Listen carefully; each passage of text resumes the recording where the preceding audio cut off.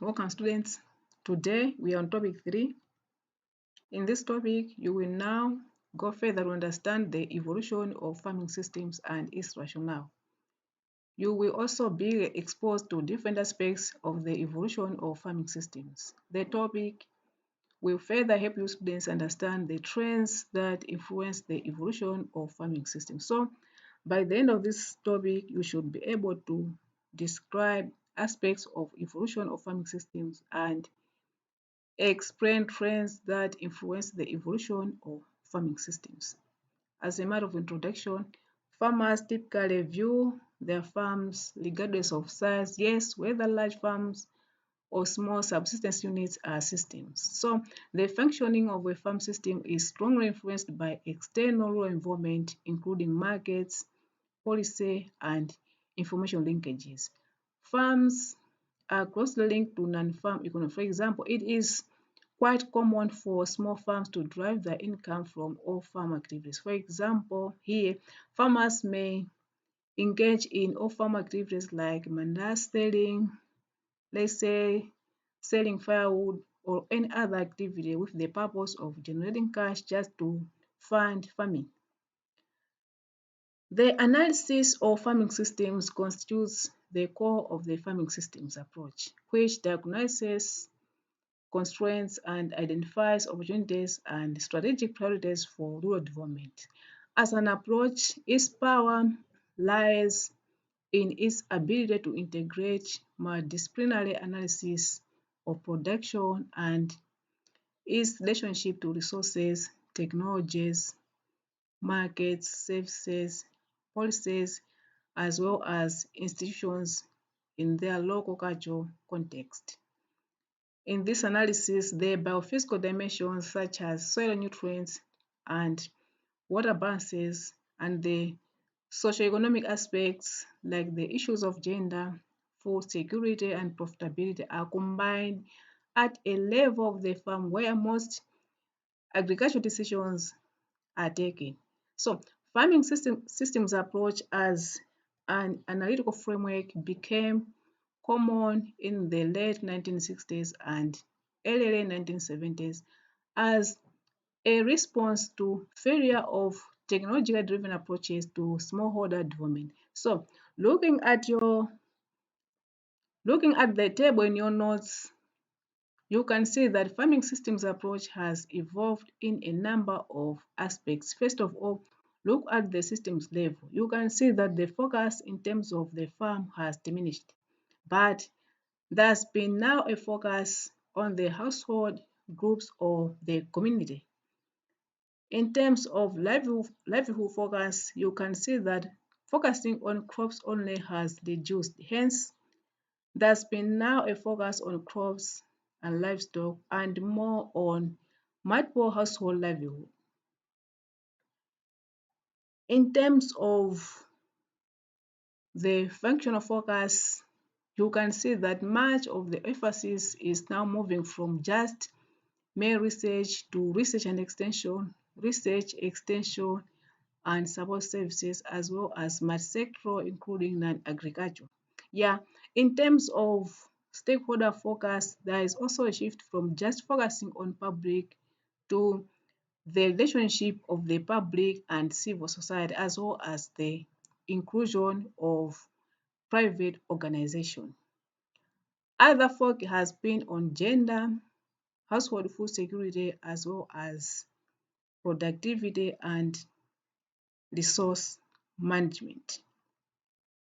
So the scope of the analysis has gradually expanded, placing increasing emphasis on non-production activities at the farm level and the role of the community, the environment, and support services. So the current perspective with the focus on the farm households as the center of a network of resource allocation decisions corresponds to closely to sustainable livelihood approach promoted by DFID. The evolution of farming systems is influenced by both internal and external factors. Internal factors mainly center on costs that the household has. the resource base closely related to population pressure and the technologies in use. External factors, yes, are more diverse and focuses on a broader view of the farm. For example, may include market development, shifts in demand, agricultural services and policies, and the availability of market and policy information. Often, the evolution of farming systems follows a recognized pathway. For example, a system originally dependent on the use of handholds may face constraints as market-driven diversification occurs. This could lead to increasing use of cattle for drought power, replacing some manual operations, and if land is available, an expansion of the cultivated area may also happen. So the intensification of crop production may be driven by population expansion and shortage of land. And market-driven evolution sometimes leads to specialization in production and often to greater use of external inputs as well as mechanization of crop production, substantial market integration, and increased use of inputs. In certain circumstances, intensive mixed systems may develop, where good technical and market information is important. In any location within a farming system, different farms may be at different stages of evolution because of the differentiated resource bases. Yeah, because of the differentiated resource bases, family goals, and capacity to bear risks or degree of market access. Individual farms systems may also be shifted out of the overall trajectory of system evolution because of internal and external shocks such as family sickness, natural disasters, or policy shocks such as structural adjustment.